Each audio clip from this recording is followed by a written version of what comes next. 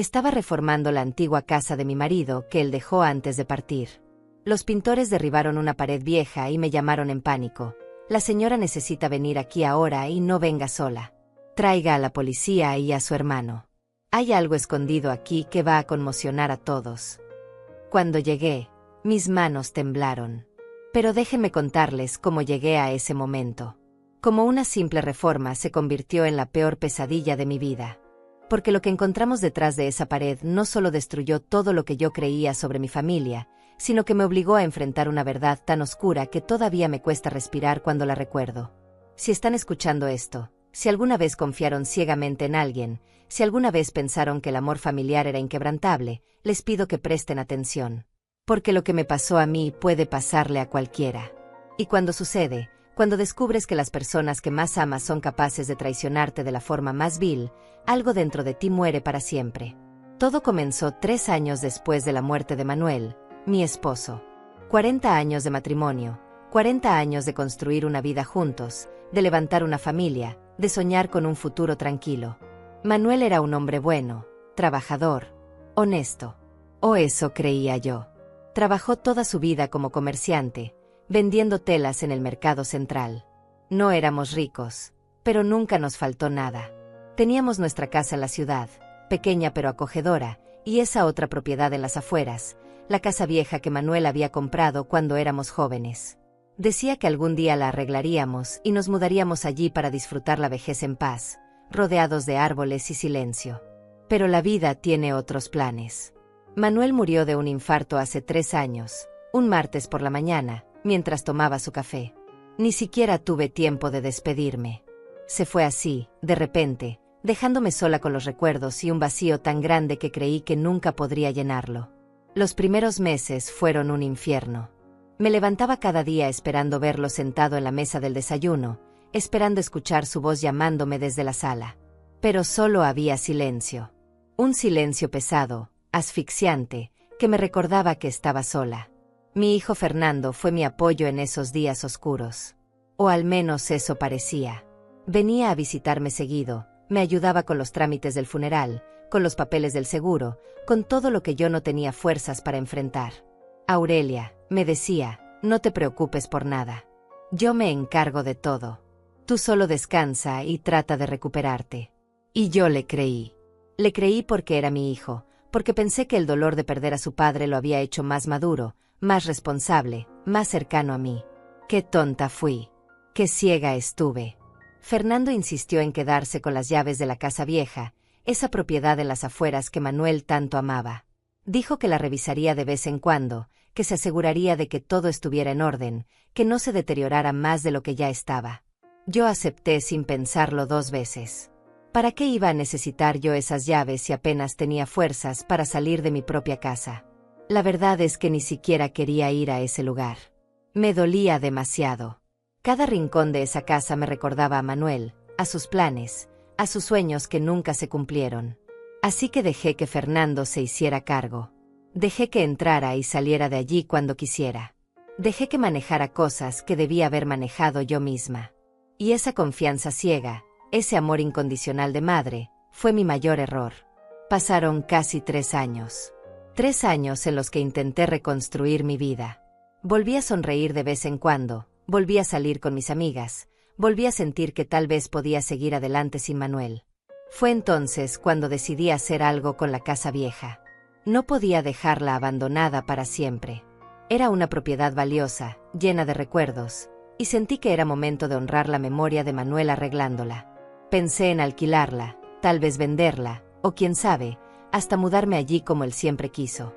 Necesitaba un proyecto, algo que me diera propósito. Así que contraté a unos pintores y albañiles para que la renovaran. La casa necesitaba mucho trabajo. Las paredes estaban agrietadas, la pintura se caía a pedazos, había humedad en varios cuartos. Pero tenía buenos huesos, como decía Manuel. Solo necesitaba amor y atención. Los trabajadores comenzaron un lunes. Yo pasaba por allí cada 2 días para supervisar el progreso. Me gustaba ver cómo la casa cobraba vida de nuevo, cómo los colores frescos reemplazaban la mugre y el abandono. Había algo terapéutico en eso, como si al renovar la casa también estuviera renovando una parte de mí. Víctor, el capataz, era un hombre serio y trabajador. Me mantenía informada de todo, me mostraba cada avance, cada problema que surgía. Confiaba en él. Pero nada, absolutamente nada, me preparó para lo que estaba por venir. Ese miércoles por la tarde yo estaba en la florería, como les dije al principio, comprando rosas blancas para llevar al cementerio. Era el aniversario de la muerte de Manuel y yo seguía con esa tradición de visitarlo cada semana, de hablarle, de contarle cómo estaba, de decirle cuánto lo extrañaba. Estaba pagando las flores cuando mi teléfono sonó. Era Víctor. Desde el primer segundo supe que algo andaba mal. Su voz temblaba de una forma que nunca había escuchado antes. Señora Aurelia, necesito que venga a la casa ahora mismo. No venga sola. Traiga a alguien de confianza. Y llame a la policía. Mi corazón se detuvo. ¿Qué pasó, Víctor? Hubo un accidente. Alguien se lastimó. No, señora. No es eso. Es que encontramos algo. Algo escondido detrás de una pared. Y créame, señora, cuando lo vea, su vida va a cambiar para siempre. Dejé caer las flores sobre el mostrador. Mis manos temblaban tanto que apenas podía sostener el teléfono. Salí corriendo de la florería sin despedirme, sin recoger el cambio, sin pensar en nada más que en llegar a esa casa. Mientras conducía, 1000 pensamientos cruzaban por mi mente. ¿Qué podían haber encontrado? Dinero escondido. Documentos importantes. Algo de valor que Manuel había guardado y nunca me dijo. Pero una parte de mí, una parte oscura y silenciosa que vivía en el fondo de mi pecho, ya sabía que lo que fuera que hubieran encontrado no iba a ser algo bueno. Llamé a mi hermana Estefanía. Ella vivía cerca de la casa vieja y podía llegar antes que yo. Estefanía, necesito que vayas a la casa de Manuel ahora mismo. Los trabajadores encontraron algo y me pidieron que llevara a la policía. Su voz se llenó de preocupación. ¿Qué encontraron? No lo sé. Pero Víctor sonaba asustado. Muy asustado. Voy para allá, me dijo. No te preocupes, Aurelia. Yo llego primero y veo qué pasa. Cuando llegué a la casa, Estefanía ya estaba allí. Estaba parada afuera junto a los obreros, todos con caras pálidas, todos fumando nerviosamente. Mi hermana me vio bajar del auto y corrió hacia mí. Me agarró del brazo con tanta fuerza que me dolió. Aurelia, me dijo con los ojos llenos de lágrimas, creo que deberías prepararte. Estos hombres están aterrados. No sé qué hay adentro, pero sea lo que sea, es grave. Miré a Víctor. Él no podía sostenerme la mirada. Tenía las manos metidas en los bolsillos y miraba al suelo como si tuviera vergüenza de algo. La policía ya viene en camino, señora, murmuró. Preferimos esperar a que ellos vean esto primero. Sentí que las piernas me flaqueaban. Estefanía me sostuvo. No podía esperar más. Necesitaba ver qué habían encontrado. Necesitaba saber por qué estos hombres estaban tan asustados. Entré a la casa con Estefanía agarrada de mi brazo. El olor a pintura fresca llenaba el aire, pero había algo más. Un olor a encierro, a cosas viejas, a secretos guardados por demasiado tiempo. Víctor nos guió hasta el cuarto del fondo, la antigua oficina de Manuel. Y ahí, frente a mis ojos, estaba la pared derribada, el yeso destruido. Y detrás de todo eso, un hueco oscuro. Un espacio secreto que había estado sellado durante años. Y dentro de ese hueco, apiladas con un orden casi obsesivo, había cajas. Cajas llenas de documentos, de sobres, de secretos. Y cuando vi mi nombre escrito en varios de ellos, cuando vi la firma de Manuel en papeles fechados meses después de su muerte, supe que mi vida acababa de romperse en 1000 pedazos. Y que nada, absolutamente nada, volvería a ser igual. Estefanía abrió la primera caja con manos temblorosas. Yo solo podía quedarme ahí parada, mirando ese agujero negro en la pared como si fuera la boca del infierno. ¿Cómo era posible que algo así hubiera estado escondido en la casa de Manuel durante todos estos años? ¿Cuántas veces había venido yo aquí cuando él estaba vivo? ¿Cuántas veces me había sentado en esa misma oficina mientras él trabajaba en sus cuentas, organizaba sus papeles, hacía sus llamadas? Y nunca, jamás, sospeché que detrás de esa pared había secretos. Secretos que ahora estaban saliendo a la luz como fantasmas del pasado. Aurelia, mira esto, susurró Estefanía.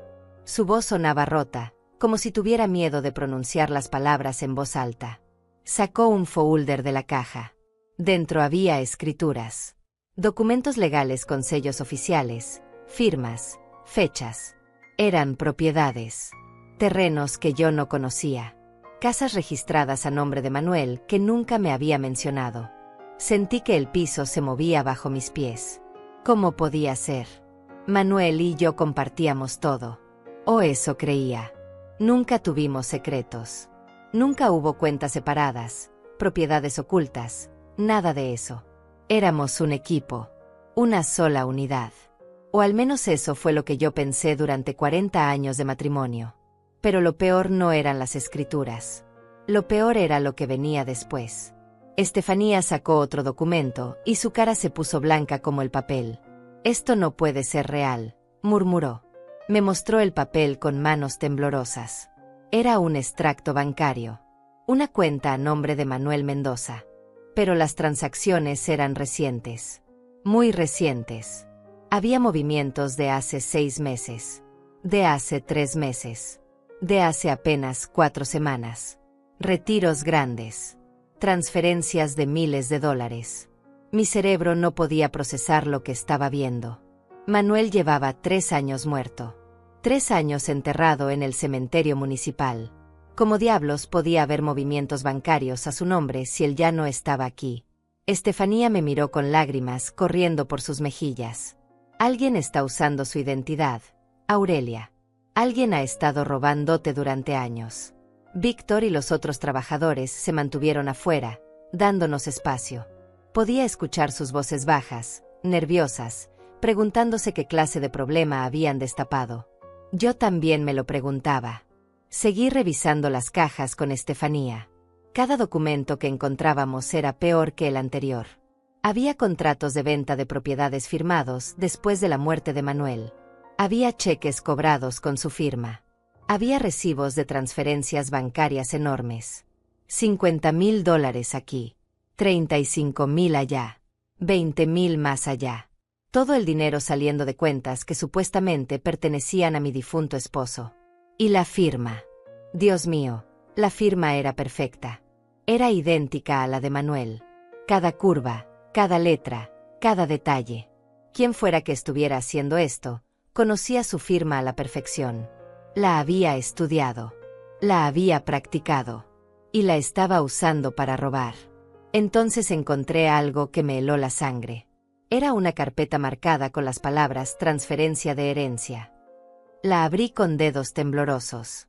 Dentro había un documento legal que declaraba que yo, Aurelia Ramírez de Mendoza, había renunciado voluntariamente a todos los derechos sobre las propiedades de Manuel. Que había firmado un acuerdo cediendo todo a nuestro hijo Fernando. Todo. La casa, las propiedades, las cuentas bancarias, los ahorros. Todo pasaba a manos de Fernando. Y ahí, al final del documento, estaba mi firma. Pero yo jamás había firmado eso. Jamás había visto ese papel en mi vida. Jamás había renunciado a nada. Era una falsificación. Una mentira tan elaborada, tan perfecta, que si no fuera porque yo sabía con absoluta certeza que nunca había puesto mi nombre en ese documento, hasta yo misma lo habría creído. Estefanía, dije con voz quebrada. Estefanía, mira esto. Mi hermana leyó el documento y su expresión pasó de la confusión al horror absoluto. Fernando, susurró. Ha sido Fernando todo este tiempo. Yo no quería creerlo. No podía creerlo. Era mi hijo. Mi único hijo. El niño que había criado, que había alimentado, que había educado con tanto amor y sacrificio. El hombre que había llorado en mis brazos el día del funeral de su padre. El hombre que me había prometido cuidarme siempre. ¿Cómo podía ese mismo hombre estar detrás de todo esto? ¿Cómo podía haberme traicionado de una forma tan vil, tan calculada, tan cruel? Pero las pruebas estaban ahí. Cada documento apuntaba hacia él. Fernando era el único con acceso a los papeles de su padre. El único que insistió en manejar todos los trámites después de la muerte de Manuel. El único que se quedó con las llaves de esta casa. El único que tenía motivos para falsificar firmas y robar propiedades. Y mientras yo lloraba la muerte de mi esposo, mientras visitaba su tumba cada semana con flores frescas, mientras luchaba contra la depresión y la soledad, mi propio hijo me estaba robando. Me estaba despojando de todo lo que Manuel y yo habíamos construido juntos. Y lo hacía usando el nombre de su padre muerto. Usando mi nombre. Falsificando documentos legales como si fuera lo más fácil del mundo. La policía llegó media hora después. 2 oficiales entraron a la casa con expresiones profesionales pero cautelosas. Uno de ellos era un hombre mayor, de cabello canoso y ojos cansados que habían visto demasiadas tragedias. Se presentó como el oficial Arturo Morales. Señora Ramírez, dijo con voz suave, entiendo que han encontrado algo perturbador. Necesito que me muestre lo que hay aquí. Estefanía y yo los guiamos hasta el cuarto. Les mostramos las cajas, los documentos, las escrituras falsas, los extractos bancarios. El oficial Morales revisó todo con cuidado meticuloso. Su compañero tomaba fotografías de cada papel, de cada evidencia. La expresión de Morales se volvió más seria con cada documento que leía. Señora, esto es fraude documental en grado mayor, dijo finalmente. Alguien ha estado cometiendo suplantación de identidad, falsificación de firmas y robo sistemático. Estamos hablando de delitos federales. Necesito que me diga si tiene alguna sospecha de quién podría estar detrás de esto. Mi voz salió como un susurro roto. Mi hijo. Creo que fue mi hijo Fernando. El oficial no pareció sorprendido. Los casos de fraude familiar son más comunes de lo que la gente piensa, dijo con tristeza. Los hijos, los hermanos, incluso los cónyuges. La gente se aprovecha de la confianza. Necesitamos llevarnos toda esta evidencia. Y necesitamos que usted venga a la estación mañana para hacer una declaración formal. Si quiere proceder legalmente contra su hijo, tiene que denunciarlo oficialmente. Asentí sin poder hablar. Estefanía me abrazó mientras los oficiales comenzaban a embalar las cajas. Víctor y los otros trabajadores seguían afuera, fumando y hablando en voz baja. Me sentía como si estuviera en una pesadilla de la que no podía despertar. Cómo había llegado a este punto. Cómo mi vida se había convertido en esto. Hace 3 años era una mujer feliz, casada, con una familia que creía sólida. Ahora era una viuda traicionada por su propio hijo. Una mujer que acababa de descubrir que todo lo que creía sobre su familia era mentira. Esa noche Estefanía se quedó conmigo. No quería dejarme sola y yo tampoco quería estar sola. Nos sentamos en la sala de mi casa con tazas de té que ninguna de las dos tocó. El silencio era pesado, asfixiante. Finalmente, Estefanía habló. Tienes que denunciarlo, Aurelia. Sé que es tu hijo, sé que duele, pero lo que hizo es imperdonable. Te robó. Te traicionó de la peor manera posible. Y si no lo detienes ahora, va a seguir haciéndolo. Va a dejarte sin nada. Yo sabía que tenía razón. Pero la idea de denunciar a mi propio hijo me destrozaba. Había pasado tanto tiempo cuidándolo, protegiéndolo, amándolo incondicionalmente. Y ahora tenía que convertirme en la persona que lo llevaría ante la justicia. Pensé en todas las veces que Fernando vino a visitarme después de la muerte de Manuel. Todas las veces que me abrazó y me dijo que todo estaría bien. Todas las veces que insistió en ayudarme con los papeles, con las cuentas, con todo. Y ahora entendía por qué. No era amor. No era preocupación filial. Era pura ambición. Pura codicia. Estaba esperando que Manuel muriera para poder robar su identidad.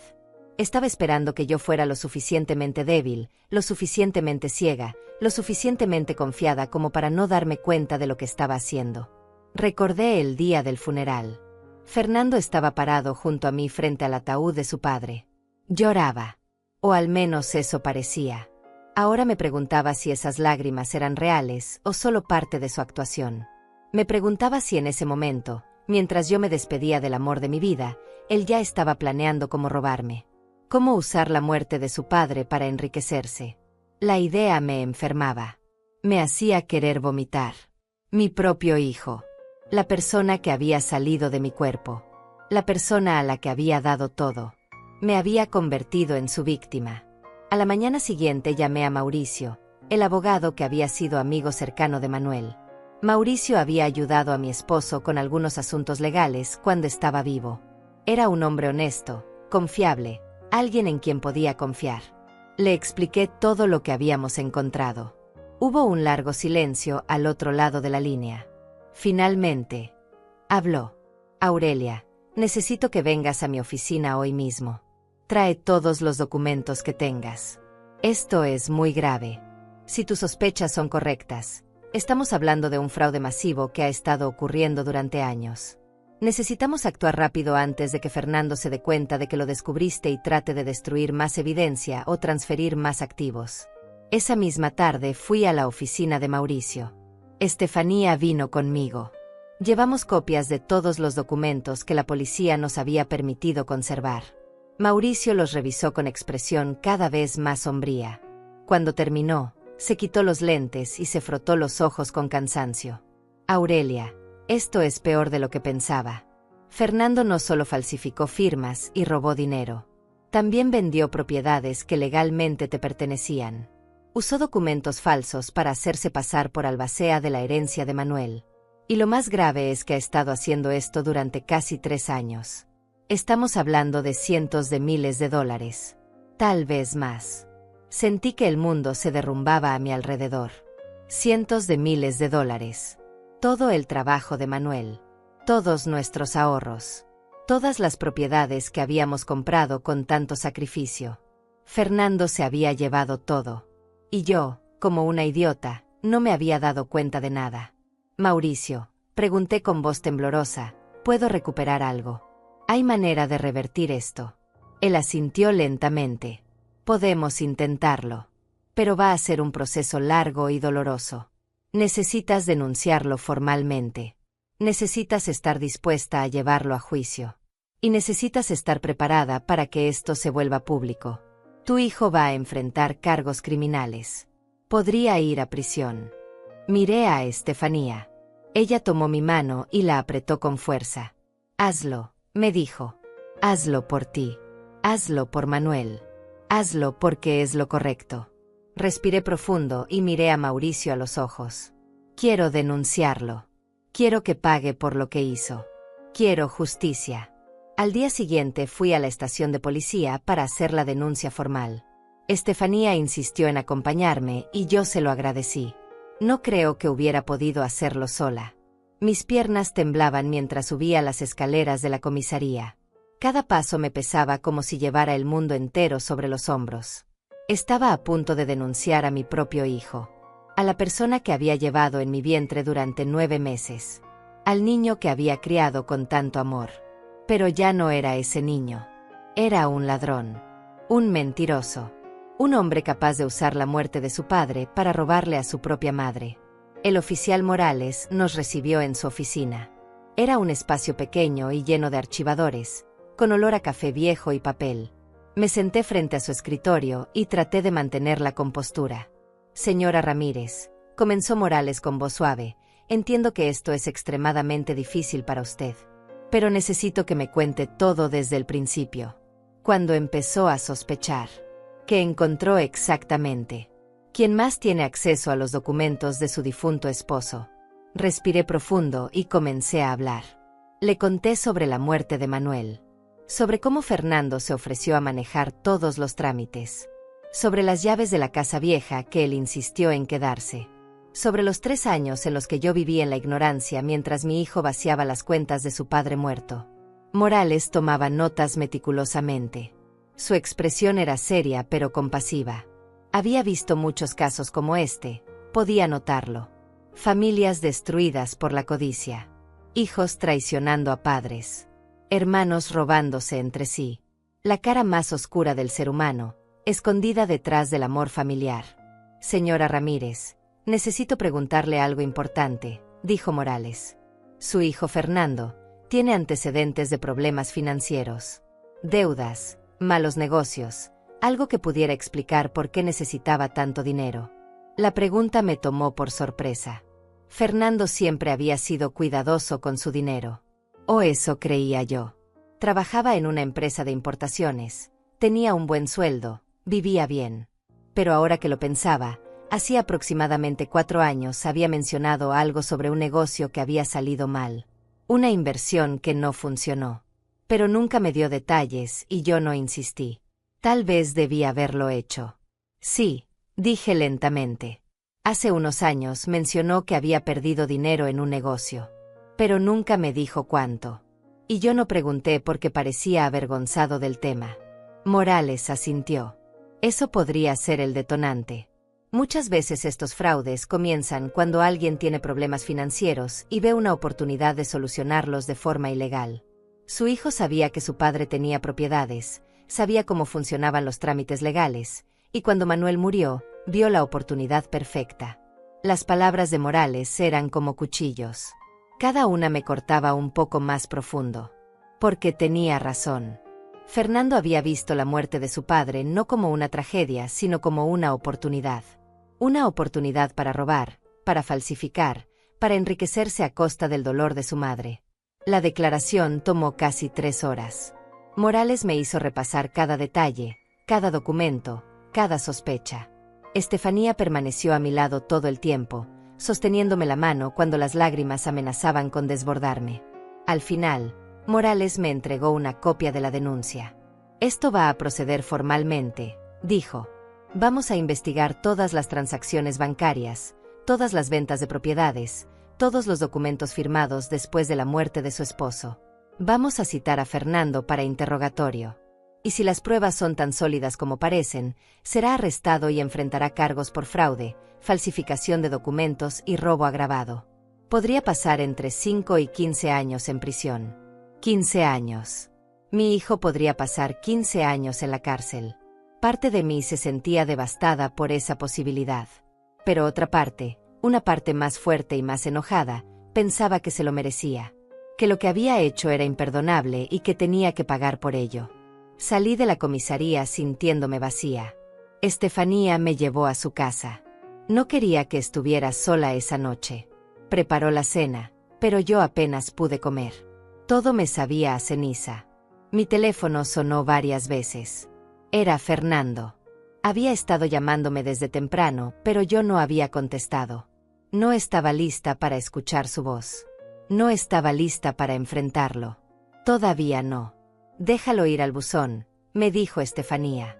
Cuando tengas que hablar con él, lo harás en tus términos. No en los de él. Tenía razón. Apagué el teléfono y traté de descansar. Pero el sueño no llegó. Pasé toda la noche despierta, mirando el techo, recordando momentos de la infancia de Fernando. El día que nació. Sus primeros pasos. Su primer día de escuela. Todas esas memorias felices ahora estaban manchadas por lo que había hecho. ¿Cómo se convierte a alguien así? Como un niño que fue amado y cuidado crece para convertirse en alguien capaz de traicionar a su propia madre de esa manera. A la mañana siguiente, Mauricio me llamó. Aurelia, tengo noticias. He estado revisando los documentos con más detalle y encontré algo preocupante. Varias de las propiedades que Fernando vendió se las vendió a compradores fantasma. Empresas que existen solo en papel. Creo que él mismo creó esas empresas para esconder el dinero. Esto no fue un impulso. Fue planeado. Calculado. Llevaba años preparando esto. La noticia me golpeó como un mazo. No había sido un error. No había sido un momento de debilidad. Fernando había estado planeando robarme desde mucho antes de que Manuel muriera. Tal vez incluso antes de que su padre se enfermara. La idea me revolvió el estómago. Mauricio continuó. También encontré algo más. Hay retiros de efectivo grandes, muy grandes, que no coinciden con ninguna compra documentada. Estamos hablando de casi $200,000 en efectivo que simplemente desaparecieron. No hay rastro de dónde fue ese dinero. Es posible que Fernando lo tenga escondido en algún lugar. O que lo haya gastado en cosas que no quería que nadie supiera. $200,000. Era más dinero del que Manuel y yo habíamos ganado juntos en toda nuestra vida. Y Fernando se lo había llevado como si nada. Como si fuera su derecho. Como si el sudor y el sacrificio de sus padres no significaran absolutamente nada. Esa tarde decidí que era hora de enfrentar a Fernando. Necesitaba mirarlo a los ojos. Necesitaba escuchar su versión, aunque ya sabía que sería mentira. Llamé a Mauricio y le pedí que estuviera presente. No quería estar sola con Fernando. No confiaba en mí misma para mantener la calma. Mauricio aceptó. Quedamos de vernos en un café público, neutral, donde Fernando no pudiera hacer una escena. Le envié un mensaje a mi hijo. Necesito verte mañana a las 3 de la tarde en el Café Central. Es urgente. No me respondió de inmediato. Pasaron 2 horas antes de que llegara su respuesta. Está todo bien, mamá. Me preocupas. Allí estaré. La hipocresía de su mensaje me enfureció. Me preocupas. Como si realmente le importara. Como si no hubiera pasado los últimos 3 años robándome sistemáticamente. Esa noche apenas pude dormir de nuevo. Repasaba en mi mente lo que le diría a Fernando. ¿Cómo lo confrontaría? ¿Qué palabras usaría para hacerle entender el daño que me había causado? Pero sabía que nada de lo que dijera cambiaría lo que había hecho. Nada haría que devolviera el dinero o que borrara la traición. Lo único que podía hacer era asegurarme de que pagara por sus crímenes. De que enfrentara las consecuencias de sus acciones. Al día siguiente me vestí con cuidado. Quería verme fuerte, digna, no como la víctima quebrada que me sentía por dentro. Estefanía insistió en acompañarme, pero le dije que no. Esto era algo que necesitaba hacer sola. Bueno, sola con Mauricio presente como testigo y apoyo legal. Llegué al café 15 minutos antes de la hora acordada. Mauricio ya estaba allí, sentado en una mesa del fondo con una taza de café frente a él. Me saludó con un abrazo breve. Estoy aquí para lo que necesites, dijo. Si en algún momento sientes que es demasiado, me haces una señal y terminamos la conversación. Asentí agradecida. Nos sentamos y esperamos. Fernando llegó puntual. Lo vi entrar al café y mi corazón se aceleró. Se veía igual que siempre. Traje oscuro, bien peinado, sonrisa confiada. Caminó hacia nuestra mesa con esa seguridad que siempre había tenido. Me saludó con un beso en la mejilla como si nada pasara. Hola, mamá. Me tenías preocupado con tu mensaje tan urgente. Luego notó a Mauricio y su expresión cambió ligeramente. Mauricio, no sabía que estarías aquí. Esto es una reunión familiar. Siéntate, Fernando, dije con voz más firme de lo que me sentía. Necesitamos hablar. Él se sentó lentamente, mirándome con curiosidad y tal vez un toque de precaución. ¿De qué se trata, mamá? ¿Pasa algo? Respiré profundo. Saqué de mi bolso una carpeta con copias de algunos de los documentos que habíamos encontrado. La puse sobre la mesa frente a él. Esto se trata de lo que encontramos en la casa vieja de tu padre. Lo que habías escondido detrás de esa pared. Vi cómo su cara palidecía. Solo por un segundo. Luego recuperó la compostura y su expresión se volvió neutra. No sé de qué hablas. ¿Qué encontraron? No finjas, Fernando, interrumpió Mauricio con voz dura. Encontramos las cajas. Los documentos. Las escrituras falsificadas. Los extractos bancarios. Sabemos todo. Fernando se quedó en silencio por un momento. Luego soltó una risa corta, nerviosa. Creo que hay un malentendido, dijo. Esos documentos son de trámites que hice después de que papá murió. Trámites legales normales. Yo era su albacea. Tenía derecho a manejar sus asuntos. Eres un mentiroso, dije y mi voz tembló de rabia contenida. No eras el albacea de nada. Falsificaste documentos para hacerte pasar por albacea. Falsificaste mi firma para renunciar a mi herencia. Usaste la identidad de tu padre muerto para vaciar cuentas bancarias y vender propiedades que me pertenecían. Y lo has estado haciendo durante 3 años mientras yo lloraba su muerte y confiaba en ti ciegamente. La máscara de Fernando comenzó a resquebrajarse. Su mandíbula se tensó. Sus ojos se volvieron fríos. Tenía derecho a ese dinero, dijo con voz baja y peligrosa. Papá siempre dijo que todo sería para mí algún día. Yo era su hijo. Su heredero. Ese dinero era mío por derecho. Ahí estaba. La verdad saliendo finalmente. No había arrepentimiento en su voz. No había culpa. Solo arrogancia. Solo la creencia de que tenía derecho a robar porque era el hijo. Porque en su mente retorcida, El dinero le pertenecía más a él que a mí. Tu padre, dije con voz temblorosa de furia, quería que viviéramos bien los dos. Que compartiéramos lo que teníamos. Nunca quiso que me robaras. Nunca quiso que falsificaras documentos y vacías cuentas bancarias como un criminal común. Fernando se inclinó hacia adelante. Su expresión era de desprecio puro. Tú no entiendes nada, mamá. Papá trabajó como un esclavo toda su vida para construir ese patrimonio. ¿Y tú, qué hiciste? Te quedaste en casa. Cocinaste y limpiaste. Eso no vale lo mismo que lo que él construyó. Yo soy quien heredó su inteligencia para los negocios. Yo soy quien merece ese dinero. Sus palabras me golpearon como bofetadas. Así era como me veía. Como alguien que no había contribuido nada. Como alguien que no merecía lo que Manuel y yo habíamos construido juntos. Mauricio intervino antes de que yo pudiera responder. Fernando, acabas de confesar que crees tener derecho al dinero. Eso es un móvil claro para el fraude. Y quiero que sepas que todo esto está siendo grabado. Señaló discretamente su teléfono en la mesa. Fernando se puso de pie bruscamente. Esto es una trampa, dijo con rabia.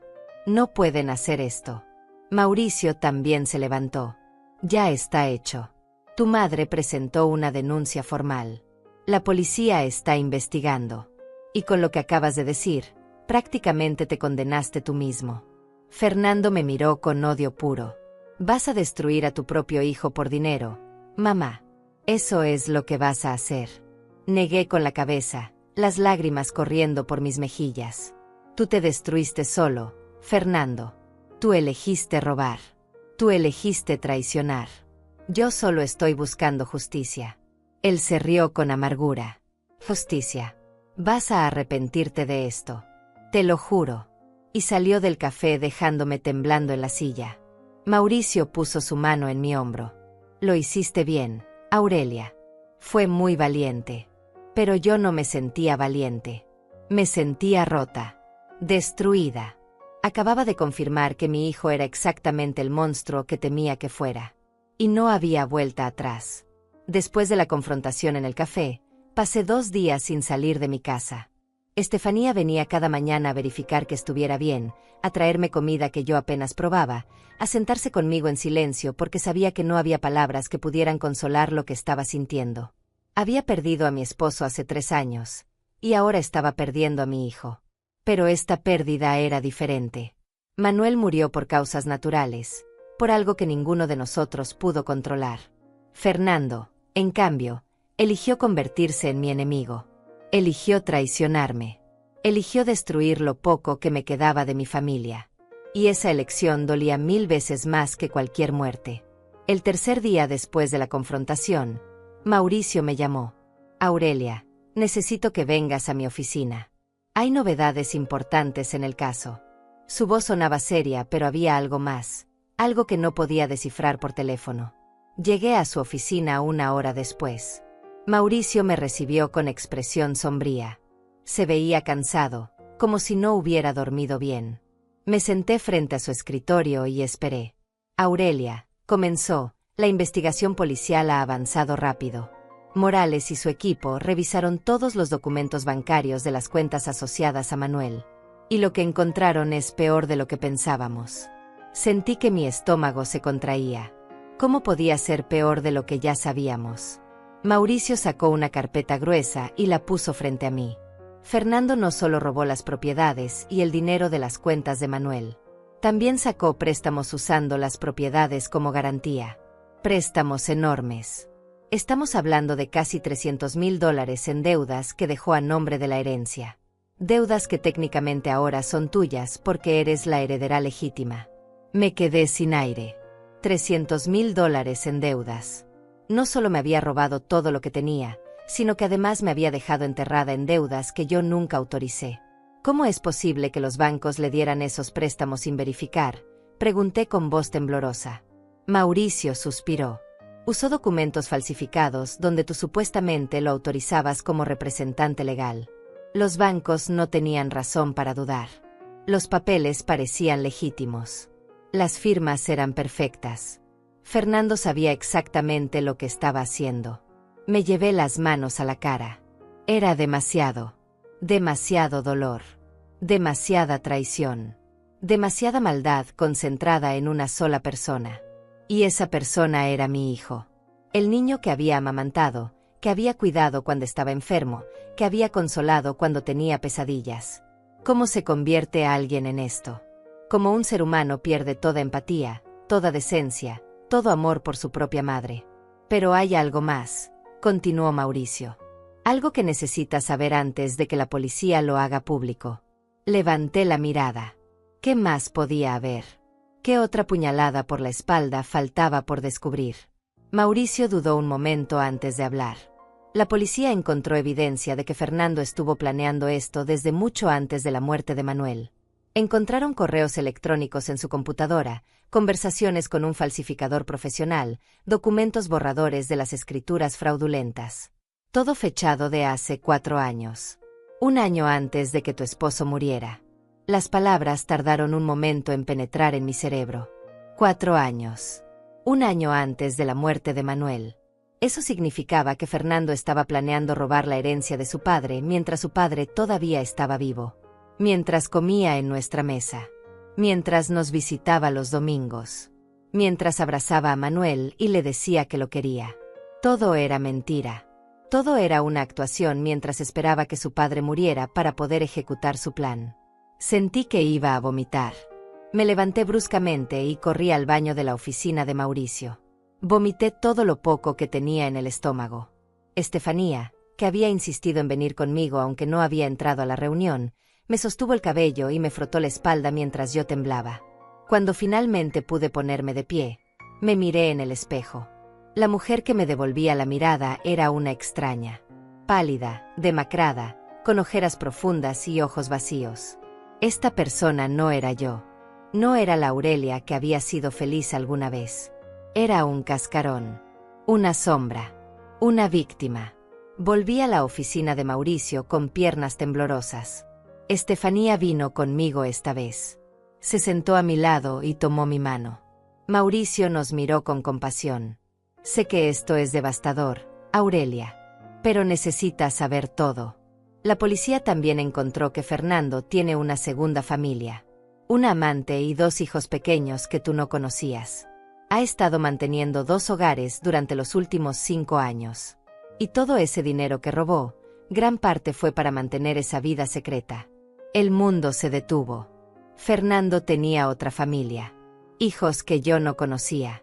Nietos que nunca había visto.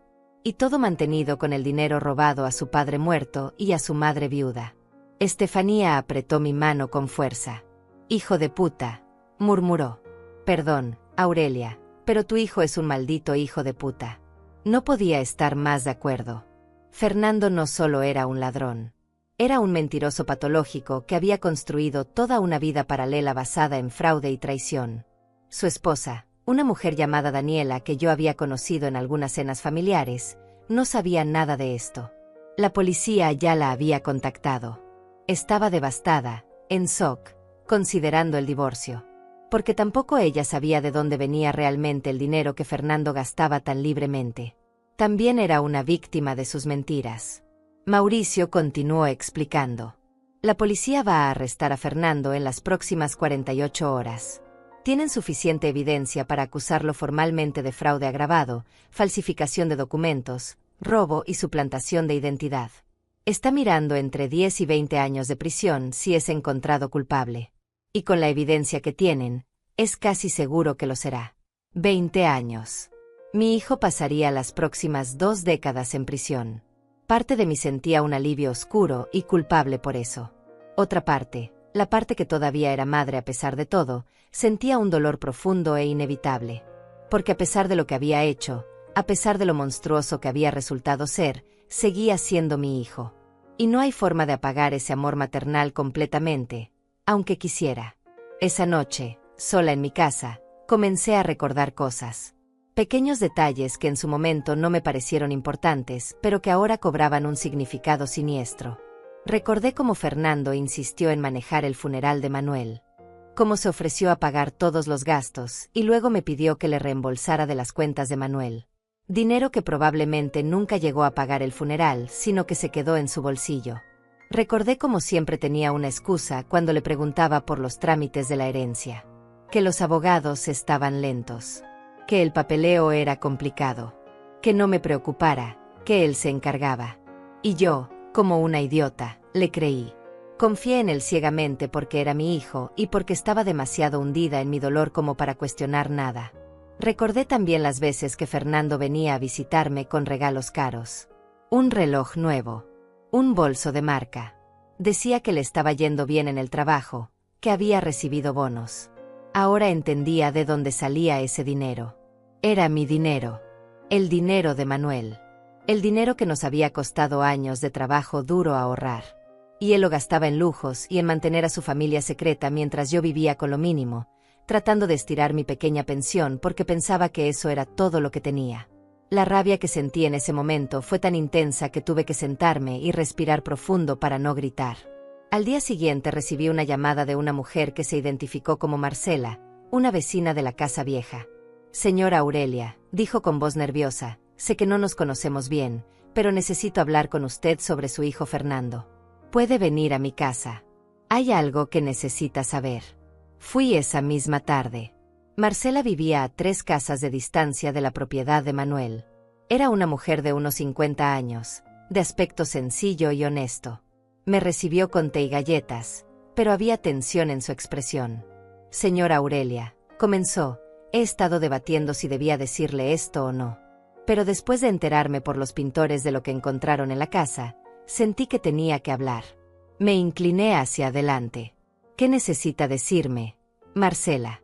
Ella respiró profundo. «Durante los últimos 2 años, he visto a Fernando venir a la casa vieja regularmente. A veces con una mujer que no era su esposa. A veces solo. Pero lo extraño es que venía en horas raras. A medianoche. A las 5 de la mañana. Y siempre cargaba cajas o bolsas grandes. Al principio pensé que estaba haciendo limpieza o algo así. Pero una noche, hace como 6 meses, lo vi enterrar algo en el jardín trasero. La miré fijamente. ¿Enterrar algo? ¿Qué?». Marcela negó con la cabeza. «No lo sé. Era una caja metálica, como una caja fuerte pequeña. La enterró cerca del árbol grande que está al fondo. Yo lo vi desde mi ventana. Pensé en decirle a usted, pero no tenía su número y tampoco quería meterme en problemas familiares. Pero ahora, con todo lo que está pasando, pensé que debía saberlo. Llamé a Mauricio inmediatamente. Le conté lo que Marcela me había dicho. «Necesitamos decirle esto a la policía ahora mismo», dijo. «Si Fernando enterró algo, podría ser dinero en efectivo, documentos adicionales, o evidencia que todavía no hemos encontrado». 1 hora después, la policía estaba en la casa vieja con equipo para excavar. Estefanía y yo observábamos desde la entrada mientras los oficiales marcaban el área cerca del árbol grande y comenzaban a cavar cuidadosamente.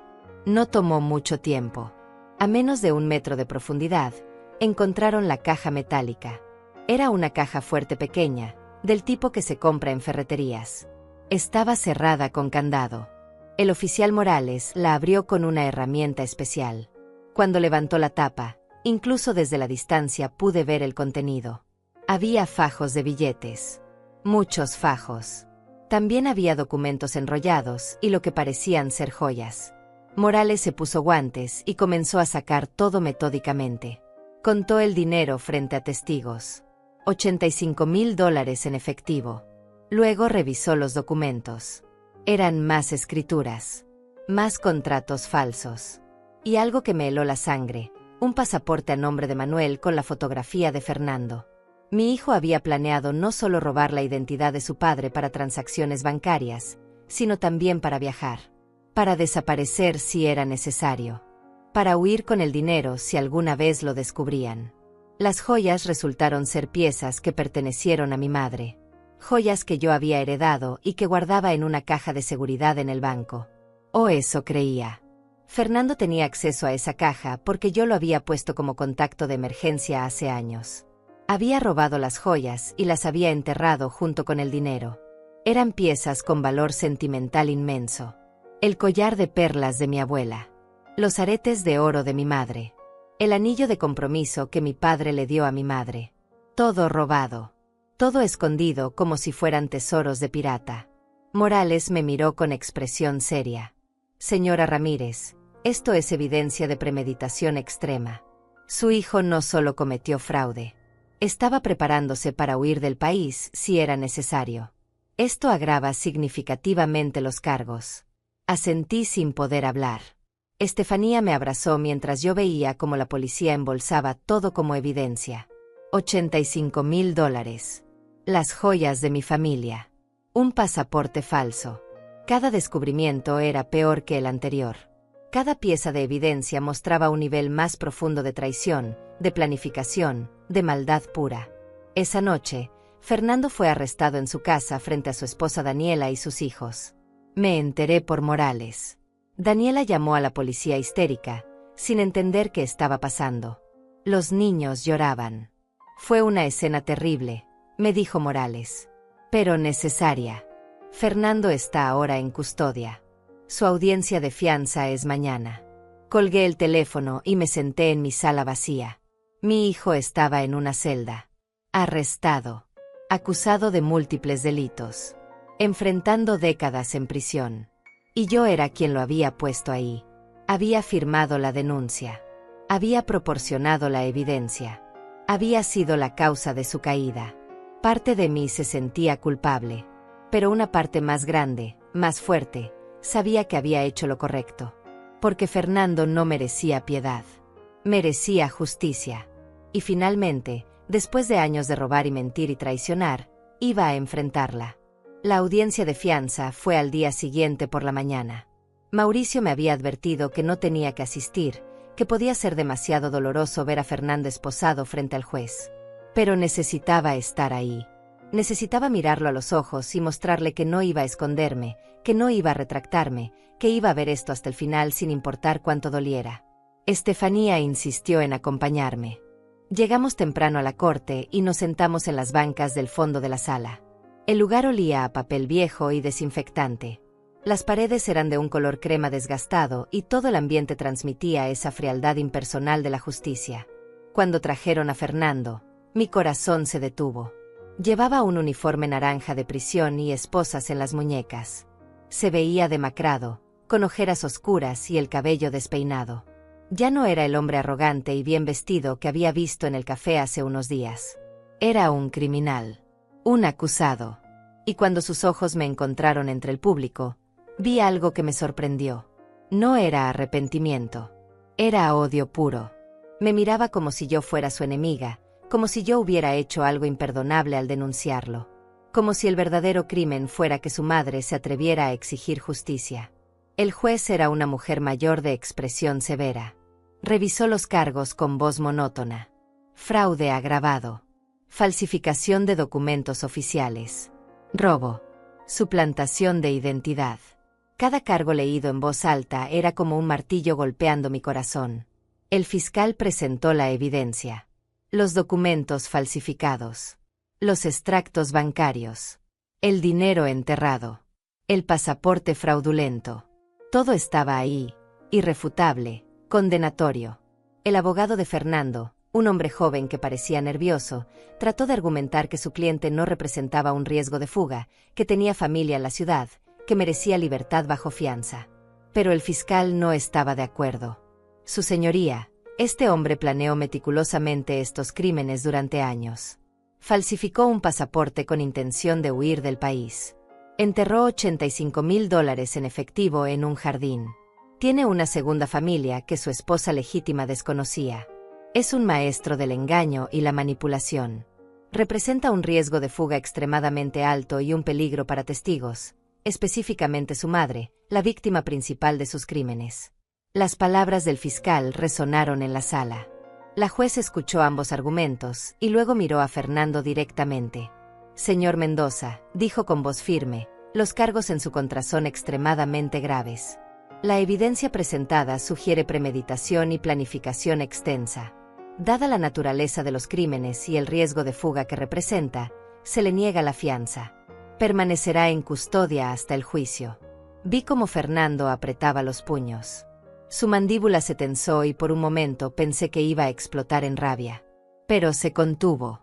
El alguacil lo tomó del brazo para escoltarlo de vuelta, y en ese momento Fernando giró su cabeza y me miró directamente. Sus labios formaron palabras silenciosas que pude leer claramente. Esto es tu culpa. Me quedé paralizada. Estefanía sintió mi tensión y me agarró de la mano con fuerza. No le hagas caso, susurró. Él es quien hizo esto. Él solito. Pero las palabras de Fernando me persiguieron el resto del día. Esto es tu culpa. Como si yo fuera responsable de sus crímenes. Como si denunciar a un ladrón fuera peor que robar. La lógica retorcida de un narcisista que nunca aceptaría responsabilidad por nada. Salimos de la corte y Mauricio nos esperaba afuera. La negación de fianza es buena para el caso, dijo. Significa que el juez ve la gravedad de los crímenes. Ahora tenemos que prepararnos para el juicio. Eso podría tomar entre 4 y 6 meses. Mientras tanto, voy a trabajar en recuperar lo que podamos de los bienes robados. Las propiedades vendidas fraudulentamente pueden ser revertidas, pero será un proceso largo.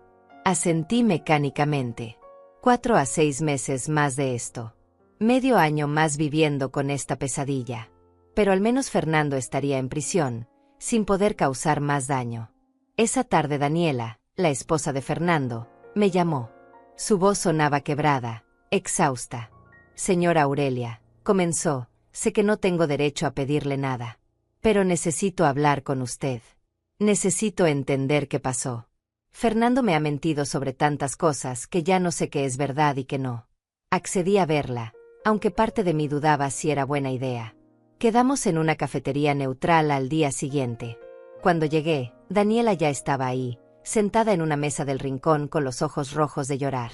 Se veía 10 años más vieja que la última vez que la había visto, que había sido en una cena familiar hacía casi 2 años.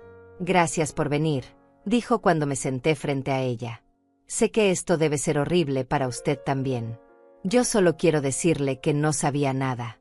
Nada sobre el dinero robado, nada sobre los documentos falsos, nada sobre esa otra mujer y esos otros niños. Fernando me dijo que le estaba yendo muy bien en el trabajo, que había recibido ascensos y bonos. Yo le creí. Fui tan tonta como usted. Sus palabras no eran un consuelo, pero sí me hicieron sentir menos sola en mi dolor. Ambas habíamos sido engañadas por el mismo hombre.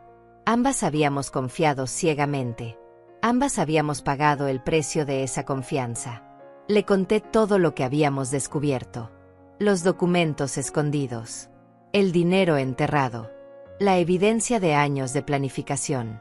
Daniela lloraba mientras escuchaba, sacudiendo la cabeza en incredulidad. Como pude no ver nada, murmuraba una y otra vez. ¿Cómo es posible que viviera con un extraño durante todos estos años?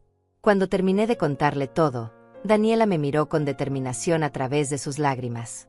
Voy a divorciarme de él, dijo. Y voy a testificar en su contra si es necesario. Lo que le hizo a usted es imperdonable. Es su madre, por Dios. La mujer que lo trajo al mundo. Y él la traicionó de la forma más vil posible. No voy a protegerlo. No voy a mentir por él. Si mi testimonio ayuda a que pague por lo que hizo, lo daré. Sentí una oleada de gratitud hacia esta mujer que también era víctima de Fernando. Gracias, Daniela, dije. Sé que esto no es fácil para ti tampoco. Ella negó con la cabeza. Nada de esto es fácil. Pero lo correcto rara vez lo es. Las semanas siguientes fueron un torbellino de reuniones con abogados, declaraciones con la policía y noches sin dormir. Mauricio trabajaba incansablemente para rastrear cada propiedad vendida, cada cuenta vaciada, cada dólar robado. La magnitud del fraude seguía creciendo. No eran solo los 300.000 en préstamos fraudulentos o los 85.000 enterrados en el jardín. Había más. Mucho más. Mauricio descubrió que Fernando había vendido 3 propiedades pequeñas que Manuel tenía en zonas rurales, propiedades que yo ni siquiera sabía que existían porque mi esposo las había comprado como inversión años atrás. Esas ventas sumaban otros $200.000 que habían desaparecido en cuentas fantasma. El total, cuando Mauricio finalmente lo calculó, era devastador. Fernando había robado aproximadamente $650.000 en efectivo, propiedades y bienes. $650,000 que Manuel y yo habíamos acumulado con 40 años de trabajo honesto, de sacrificio, de ahorro. Todo despilfarrado por nuestro hijo en mantener una doble vida, en lujos innecesarios, en esconder su crimen. Cuando Mauricio me dio la cifra final, no pude llorar. Ya no me quedaban lágrimas. Solo había un vacío enorme en mi pecho donde alguna vez hubo amor maternal. Pero Mauricio también tenía buenas noticias. Podemos recuperar las propiedades, dijo. Las ventas fueron fraudulentas y tenemos pruebas irrefutables. Los compradores tendrán que devolverlas o recibirán compensación del Estado. Es un proceso lento, pero llegaremos ahí. En cuanto al dinero en efectivo, parte está perdido para siempre, gastado en cosas que no podemos rastrear. Pero el dinero enterrado, ese es tuyo de vuelta. Y los préstamos fraudulentos pueden ser anulados porque nunca los autorizaste. No vas a quedarte en la ruina, Aurelia. Te lo prometo. Sus palabras me dieron un pequeño consuelo. Al menos no terminaría completamente destruida financieramente. Pero el daño emocional, ese era irreparable. Durante este tiempo, algo inesperado sucedió. Marcela, la vecina que había visto a Fernando enterrar la caja, vino a visitarme a mi casa. Trajo consigo a otra mujer mayor, de unos 70 años, que se presentó como Estefanía. No mi hermana Estefanía, sino otra mujer con el mismo nombre que había sido vecina de Manuel en la casa vieja durante más de 20 años. Señora Aurelia, comenzó la señora mayor, vine porque creo que hay algo más que necesita saber sobre su hijo. Algo que vi hace años y que nunca dije porque no creí que fuera importante. Mi corazón se aceleró. ¿Qué más podía haber? La señora Estefanía se acomodó en el sofá y respiró profundo. Hace como 5 años, cuando su esposo Manuel todavía vivía, vi a Fernando discutir con él en la casa vieja. Fue una discusión terrible. Gritaban tanto que se escuchaba desde mi jardín. No pude evitar escuchar. Fernando le pedía dinero a su padre. Mucho dinero. Decía que había hecho malas inversiones, que necesitaba $100,000 urgentemente o perdería todo. Pero Manuel se negó. Le dijo que esa cantidad era demasiado, que Fernando tenía que aprender a manejar su dinero, que no iba a rescatarlo cada vez que tomara malas decisiones. Fernando se puso furioso. Le dijo cosas horribles a su padre. Le dijo que era un viejo tacaño, que toda su vida había trabajado como un burro para no disfrutar nada, para no ayudar a su propio hijo cuando más lo necesitaba. Las palabras de la señora me golpearon como una bofetada. Manuel nunca me había contado sobre esa discusión. Nunca me dijo que Fernando le había pedido dinero. Nunca mencionó que nuestro hijo lo había insultado de esa manera. Probablemente no quiso preocuparme, o tal vez tenía vergüenza de admitir que nuestro hijo era capaz de hablarle así. La señora Estefanía continuó. Y entonces Fernando dijo algo que me heló la sangre. Dijo, algún día todo esto va a ser mío de todas formas. Y cuando eso pase, voy a hacer lo que debiste haber hecho desde el principio. Manuel se quedó callado después de eso. Fernando se fue dando un portazo. Y su esposo, señora Aurelia, se quedó ahí parado en el jardín, viéndose tan triste, tan viejo de repente. Nunca olvidé esa escena. Y ahora, sabiendo lo que Fernando hizo después de que Manuel murió, creo que ese día estaba planeando todo esto. Ese día decidió que si su padre no le daba el dinero en vida, lo tomaría después de su muerte. Me llevé las manos a la boca para contener un sollozo. Fernando había planeado esto desde hace 5 años.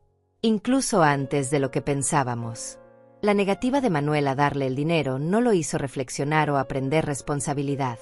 Lo convirtió en un ladrón en espera. Un hijo que contaba los días hasta que su padre muriera para poder robar su legado. Y cuando Manuel finalmente falleció, Fernando no lloró por pérdida. Lloró probablemente de alivio porque finalmente podría ejecutar su plan. La sola idea me revolvió el estómago. Gracias por decirme esto, señora Estefanía, dije con voz temblorosa.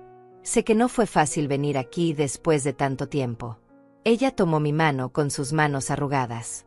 Su esposo era un buen hombre, señora Aurelia.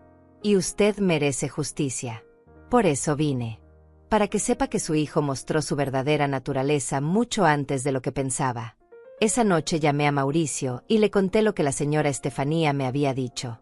Esto es oro para el caso, dijo inmediatamente. Demuestra premeditación extendida. Demuestra que Fernando ha tenido animosidad hacia su padre y hacia ti durante años. Necesito hablar con esta señora y tomarle una declaración formal. Ella puede testificar en el juicio. Coordine la reunión entre Mauricio y la señora Estefanía para el día siguiente. Mientras tanto, yo seguía procesando la información. 5 años. Fernando había estado resentido y planeando durante 5 años. ¿Cuántas veces vino a cenar a mi casa durante ese tiempo sonriendo, abrazándome, actuando como el hijo amoroso que nunca fue? ¿Cuántas veces se sentó en la misma mesa que su padre sabiendo que estaba esperando su muerte? La hipocresía era nauseabunda. Pero la información de la señora Estefanía también me hizo pensar en otra cosa. Si Fernando había tenido esa discusión con Manuel hace 5 años, y Manuel nunca me lo dijo, ¿qué más no me había contado mi esposo? ¿Qué otras cosas había ocultado para no preocuparme o para no admitir que nuestro hijo era problemático? Comencé a revisar viejos papeles de Manuel, cartas, agendas, buscando alguna pista de otras interacciones con Fernando que yo desconociera. Y encontré algo. Un diario pequeño que Manuel guardaba en su mesita de noche. Nunca lo había abierto después de su muerte porque me parecía una invasión a su privacidad. Pero ahora necesitaba saber. Las entradas del diario eran esporádicas, solo momentos que Manuel consideraba importantes. Y ahí, en una entrada fechada exactamente 5 años atrás, estaba la confirmación de lo que la señora Estefanía había dicho. Manuel escribió sobre la discusión con Fernando. Describió el dolor que sintió cuando su hijo lo llamó tacaño y egoísta. Escribió que tenía miedo de que Fernando tuviera problemas serios de carácter, que mostraba signos de narcisismo y falta de empatía. Pero también escribió que tenía esperanza de que madurara, de que cambiara, de que el amor familiar eventualmente lo transformaría. Manuel tenía esperanza hasta el final.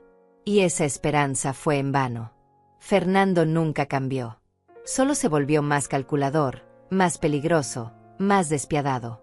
Y ahora mi esposo estaba muerto sin saber que su hijo usaría su muerte como oportunidad para robar. Tal vez fue una bendición que Manuel muriera sin saber la verdad. Porque esa verdad lo habría destruido por dentro.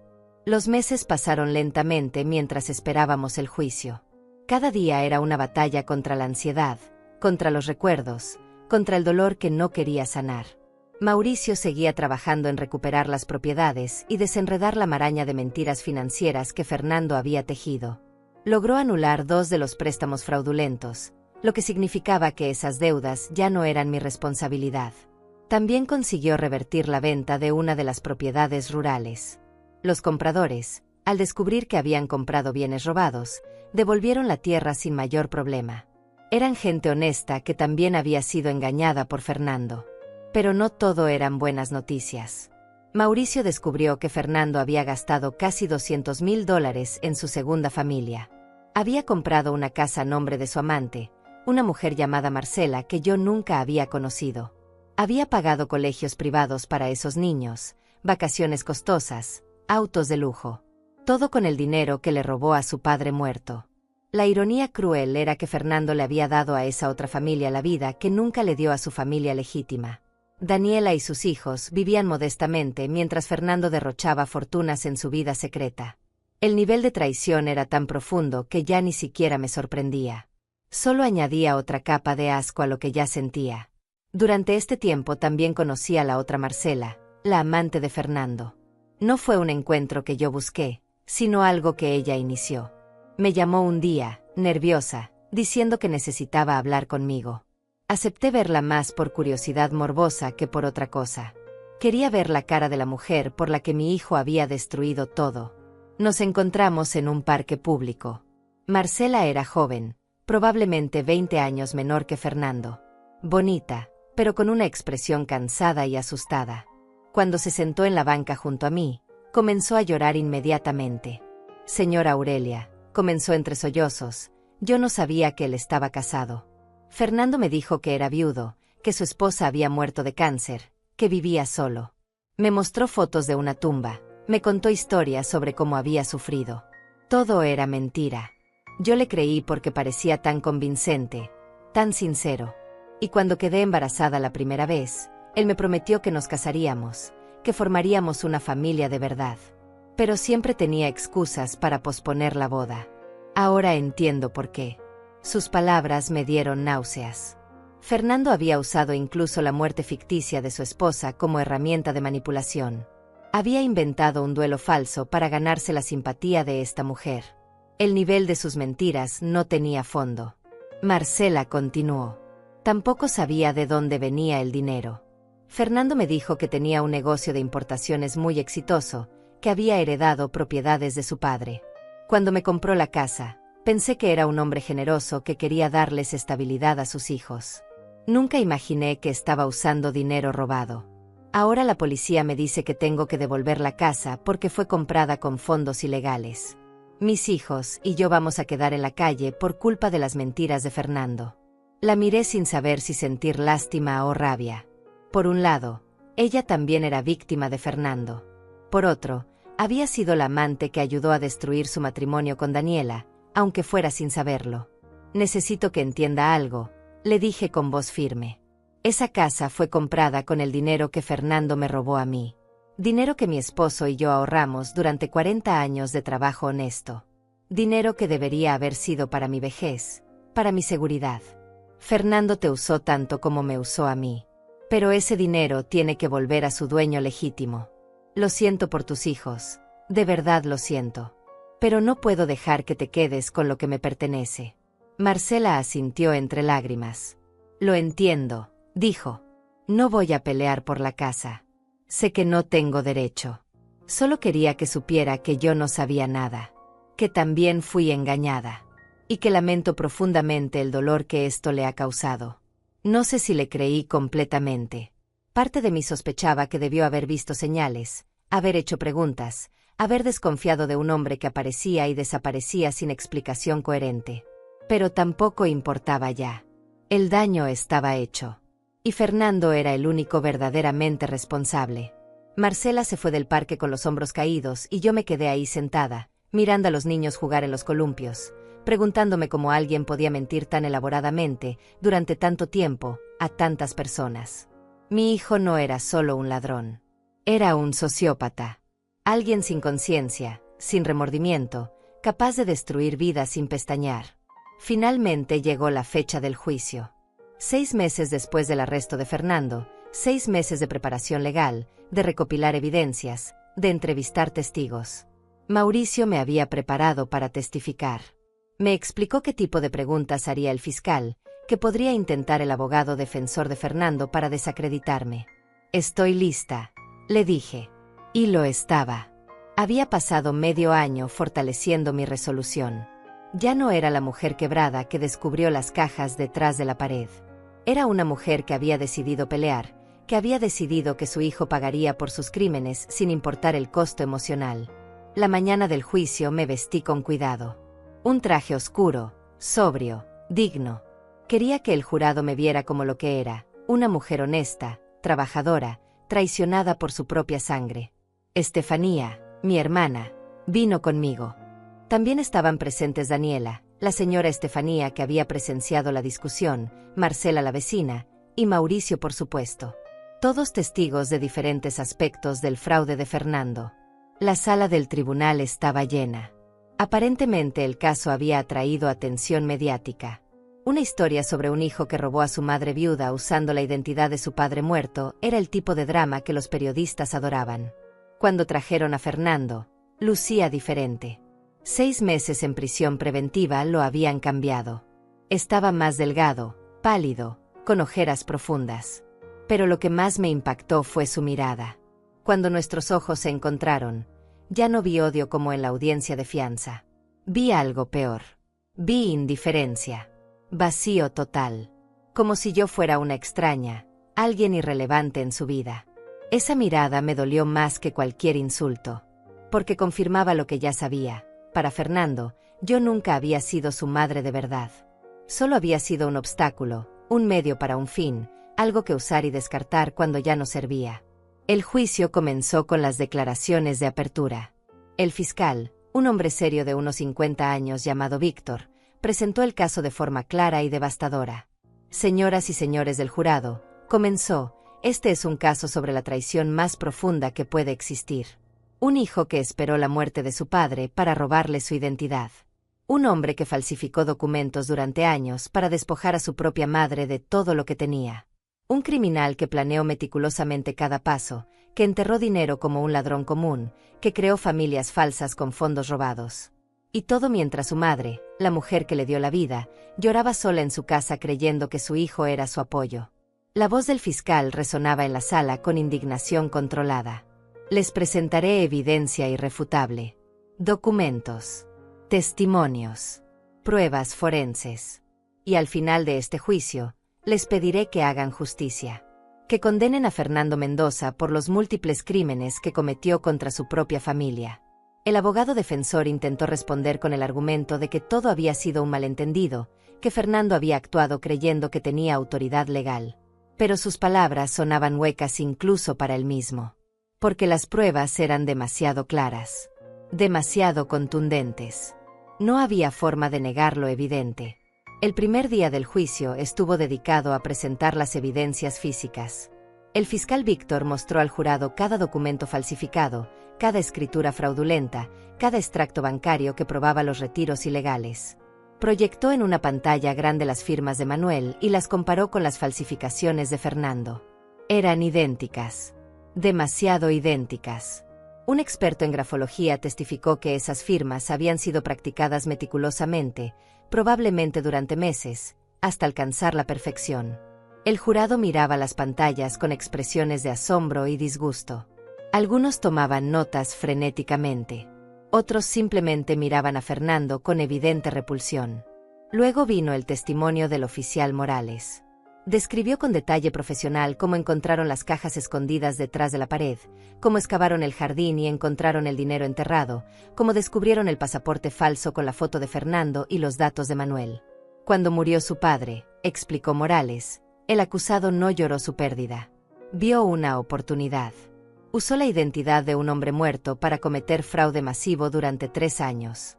Y lo habría seguido haciendo si los pintores no hubieran derribado esa pared por casualidad. El abogado defensor intentó cuestionar la cadena de custodia de las evidencias, pero era un intento desesperado. Todo había sido manejado correctamente. No había forma de desacreditar las pruebas. El segundo día fue mi turno de testificar. Caminé hacia el estrado con las piernas temblorosas, pero la cabeza en alto. Juré decir la verdad con la mano sobre la Biblia y me senté frente al micrófono. El fiscal Víctor se acercó con expresión amable. Señora Ramírez, comenzó, cuéntele al jurado sobre su relación con su hijo Fernando antes de estos eventos. Respiré profundo. Fernando era mi único hijo, dije. Lo crié sola cuando era pequeño porque Manuel trabajaba largas horas. Le di todo lo que pude. Amor, educación, valores. O al menos eso intenté. Cuando su padre murió, Fernando se ofreció a ayudarme con todos los trámites. Yo estaba destruida por el dolor, apenas podía funcionar. Confié en él completamente. Era mi hijo. Jamás pensé que me traicionaría. El fiscal continuó. Cuando empezó a sospechar que algo andaba mal. Nunca sospeché nada, respondí. Viví 3 años en completa ignorancia. Fernando venía a visitarme, me traía regalos, actuaba como el hijo perfecto. Mientras tanto, estaba vaciando las cuentas de su padre muerto, vendiendo propiedades, falsificando mi firma. Yo no me enteré de nada hasta que los pintores encontraron esas cajas. Mi voz se quebró ligeramente, pero me mantuve firme. ¿Cómo se sintió cuando descubrió la verdad?, preguntó Víctor. Sentí que el mundo se derrumbaba, dije. Porque no solo perdí a mi esposo hace 3 años. Ese día también perdí a mi hijo. Descubrí que el hombre que creía conocer no existía. Que había criado a un extraño capaz de cosas terribles. Entonces el abogado defensor se levantó para interrogarme. Era un hombre joven, nervioso, claramente incómodo con tener que atacar a una anciana viuda. Señora Ramírez, comenzó, ¿es cierto que usted le había dado a Fernando poder legal sobre algunas cuentas después de la muerte de su esposo? No, respondí firmemente. Nunca firmé ningún poder legal. Esos documentos son falsos. Mi firma fue falsificada. El abogado mostró uno de los documentos. Pero esta parece ser su firma. Porque Fernando la copió perfectamente, dije mirándolo a los ojos. Mi hijo es un falsificador experto. Practicó durante meses, tal vez años. Esa no es mi firma real porque yo nunca puse mi nombre en ese papel. El abogado intentó presionarme sobre por qué no había supervisado mejor las finanzas después de la muerte de Manuel, pero el fiscal objetó. La víctima no está en juicio aquí, dijo Víctor con voz dura. El criminal es su cliente. Después de mi testimonio vino Daniela. Ella describió cómo Fernando le había mentido sobre el origen del dinero, cómo descubrió que tenía una segunda familia, cómo su mundo se derrumbó cuando la policía apareció a arrestar a su esposo. Lloró en el estrado y el jurado la miraba con compasión evidente. Luego testificó la señora Estefanía, la vecina mayor que había presenciado la discusión entre Fernando y Manuel 5 años atrás. Su testimonio fue devastador porque establecía que Fernando había planeado esto mucho antes de la muerte de su padre. El jurado escuchaba con atención cada palabra, y podía ver en sus caras que ya habían tomado su decisión. El tercer día trajeron a Marcela, la amante. Ella testificó entre lágrimas sobre cómo Fernando le había mentido, le había dicho que era viudo, le había prometido matrimonio. Describió la casa que le compró, los regalos costosos, las vacaciones lujosas. Todo pagado con dinero robado. El fiscal le preguntó si alguna vez sospechó que algo estaba mal. Debía haberlo hecho, admitió Marcela. Había inconsistencias en sus historias. Desaparecía durante días sin explicación. Pero yo estaba enamorada y ciega. Quería creer sus mentiras. Ahora sé que fui parte de destruir a una familia, aunque no lo supiera. Y tendré que vivir con esa culpa el resto de mi vida. Entonces llegó el momento que todos esperaban. Fernando sería llamado a testificar. Su abogado le había aconsejado no hacerlo, pero Fernando insistió. Quería hablar. Quería defenderse. Cuando subió al estrado, me miró directamente por primera vez durante el juicio. No había arrepentimiento en sus ojos. Solo había esa frialdad que me había aterrado en la sala antes del inicio. El fiscal lo interrogó sin piedad. Señor Mendoza, ¿es cierto que falsificó la firma de su padre muerto más de 50 veces? Fernando se encogió de hombros. Esas propiedades iban a ser mías eventualmente. Solo aceleré el proceso. Es cierto que enterró $85,000 en efectivo en el jardín de la casa de su padre. Era mi dinero de emergencia. Por si acaso las cosas se complicaban. El fiscal se acercó más. Por si acaso lo descubrían, quiere decir. Por si acaso su madre se daba cuenta de que la estaba robando. Fernando sonrió con esa sonrisa arrogante que yo conocía tan bien. Mi madre es una anciana ingenua que no entiende cómo funciona el mundo real. Ese dinero estaba desperdiciado con ella. Yo le di mejor uso. Las palabras cayeron como bombas en la sala. El jurado intercambió miradas de incredulidad. Estefanía apretó mi mano con fuerza. Incluso el juez levantó las cejas ante la arrogancia descarada. El fiscal aprovechó el momento. Entonces admite que robó a su madre, que falsificó documentos, que cometió fraude masivo. Fernando se encogió de hombros nuevamente. Hice lo que tenía que hacer para asegurar mi futuro. Mi padre era un hombre simple que no supo aprovechar sus recursos. Yo sí supe. El fiscal se volvió hacia el jurado. Señoras y señores, este hombre no muestra ningún remordimiento, ninguna conciencia. Cree que tenía derecho a robarle a su propia madre porque él considera que el dinero estaba mejor con él. Esto es narcisismo en su forma más pura. Esto es criminalidad sin límites morales.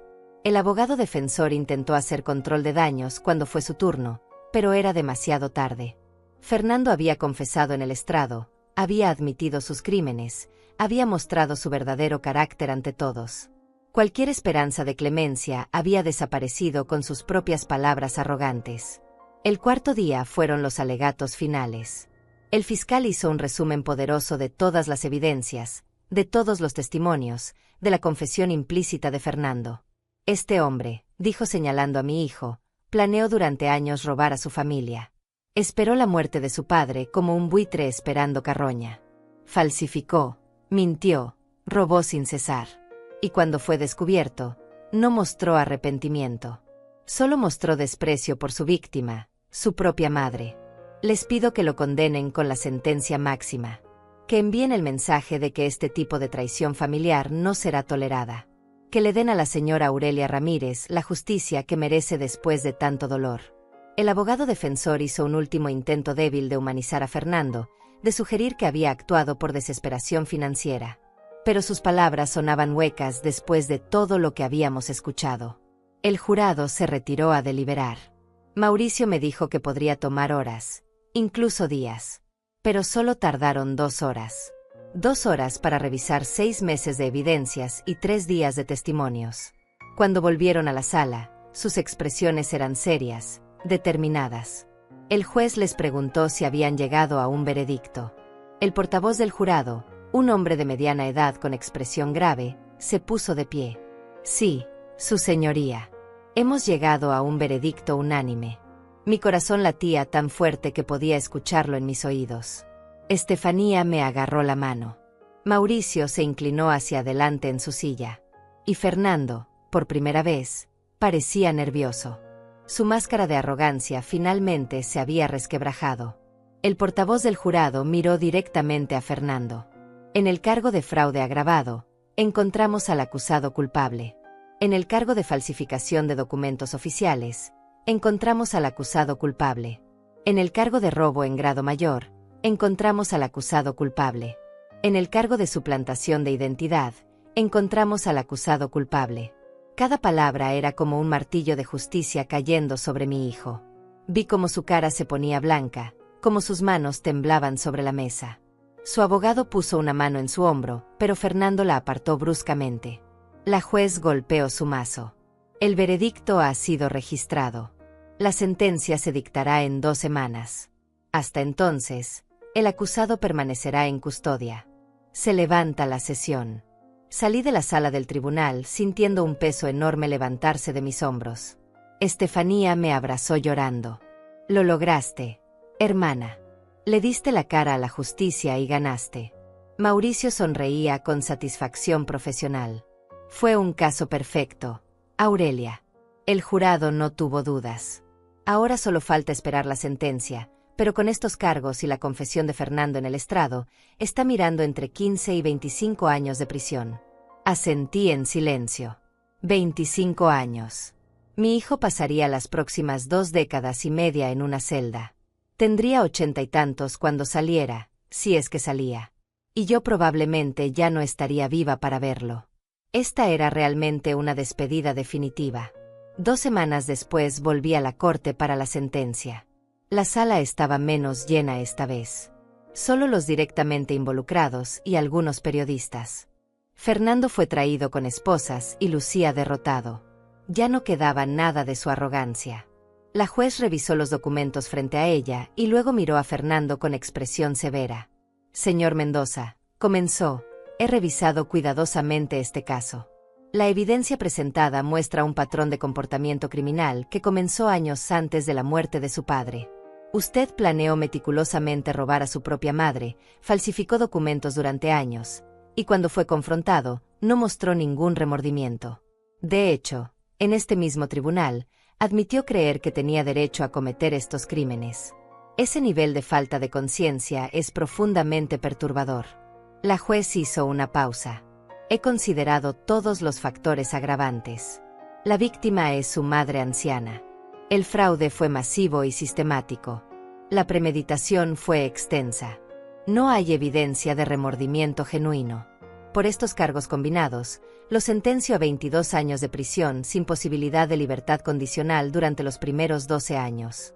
Adicionalmente, deberá pagar restitución completa a su madre por la cantidad de $650,000 más intereses. Sus bienes serán embargados y vendidos para comenzar a pagar esta deuda. Golpeó el mazo. Que esta sentencia sirva como recordatorio de que la traición familiar no será tolerada en esta corte. Caso cerrado. Vi cómo se llevaban a Fernando. Antes de salir de la sala, giró su cabeza y me miró una última vez. Esperaba ver odio o rabia. Pero lo que vi fue algo diferente. Vi miedo. Por primera vez en todo este proceso, mi hijo parecía asustado de verdad. Asustado de pasar las próximas 2 décadas en prisión. Asustado de enfrentar las consecuencias reales de sus acciones. Y una parte pequeña de mí, la parte que todavía era madre a pesar de todo, sintió una punzada de dolor por él. Pero esa punzada duró solo un segundo. Porque recordé todo lo que me había hecho. Todo el dolor que había causado. Y supe que esta sentencia era justa. Los meses siguientes fueron de reconstrucción lenta. Mauricio trabajó incansablemente para recuperar mis propiedades. Logró revertir la mayoría de las ventas fraudulentas. La casa de Marcela fue embargada y vendida, y ese dinero volvió a mí. Los bienes de Fernando, incluido un auto de lujo que tenía escondido y algunas inversiones, fueron liquidados. En total, recuperé aproximadamente $400,000 de los $650,000 robados. No era todo, pero era suficiente para vivir con dignidad el resto de mis días. Las deudas fraudulentas fueron anuladas completamente. Yo no debía nada a nadie. Daniela se divorció de Fernando y comenzó una vida nueva con sus hijos. Ocasionalmente nos encontrábamos para tomar café y hablar sobre cómo estábamos sanando. Ella también era víctima y encontramos consuelo en compartir nuestras experiencias. Marcela y sus hijos desaparecieron, probablemente volvieron con su familia en otra ciudad. Nunca más supe de ella. La señora Estefanía, la vecina, murió 6 meses después del juicio. Tenía cáncer y no nos había dicho. Usó sus últimas fuerzas para testificar y ayudarme a conseguir justicia. Le estaré eternamente agradecida. En cuanto a mí, vendí la casa vieja donde encontramos las cajas escondidas. No podía vivir ahí con todos esos recuerdos oscuros. Compré un departamento pequeño pero luminoso cerca de mi hermana Estefanía. Empecé a ir a terapia para procesar todo el trauma. Poco a poco, mes a mes, fui recuperando pedazos de mí misma que creí perdidos para siempre. Aprendí que está bien poner límites, incluso con familia. Aprendí que el amor propio es más importante que el amor incondicional mal entendido. Aprendí que a veces la justicia duele, pero es necesaria. Fernando me escribió una carta desde la prisión hace 6 meses. No la abrí. Se la devolví sin leer. No tengo nada que decirle y nada que quiera escuchar de él. Esa parte de mi vida está cerrada. Él tomó sus decisiones y ahora vive con las consecuencias. Yo tomé las mías y finalmente estoy en paz. Visito la tumba de Manuel cada semana todavía. Le cuento cómo estoy, le digo que hice lo correcto, que defendí nuestro legado. A veces siento que me escucha, que está orgulloso de que no me dejé vencer. Hoy, a mis 68 años, miro hacia atrás y veo todo lo que sobreviví. Perdí a mi esposo. Perdí a mi hijo, no por muerte sino por traición. Perdí años de paz y seguridad financiera. Pero no perdí mi dignidad. No perdí mi capacidad de pelear por lo que es justo. No perdí mi fuerza interior. Y eso, al final, es lo que más importa. Aprendí que la familia no es solo sangre. Es lealtad, respeto, amor verdadero. Mi hermana Estefanía es más familia que Fernando jamás fue. Daniela y yo tenemos un vínculo más fuerte que muchas relaciones de sangre. La justicia no devolvió todo lo que perdí, pero me devolvió algo más valioso, mi autoestima. A todas las personas que están escuchando esta historia, les digo esto: si alguien te traiciona, incluso si es familia, no tienes que tragarte el dolor. No tienes que perdonar lo imperdonable. No tienes que mantener lazos tóxicos por obligación. Tienes derecho a buscar justicia. Tienes derecho a protegerte. Tienes derecho a decir basta. Lo di todo como madre y me trataron como basura. Pero ese día en que encontramos las cajas, ese día dejé de tragarme el orgullo. Dejé de ser víctima y me convertí en luchadora. Y aunque el camino fue doloroso, aunque hubo noches en que creí que no sobreviviría, hoy estoy aquí, de pie, fuerte, en paz. Y eso es más de lo que Fernando jamás tendrá en su celda. Porque rompí todo lazo con él. Porque me vi obligada a protegerme. Y porque finalmente entendí que merecía algo mejor que las migajas de amor que me ofrecía mientras me robaba todo. Esta es mi historia. Y si ayuda aunque sea a una persona a encontrar la fuerza para enfrentar su propia traición familiar, entonces todo este dolor habrá valido la pena.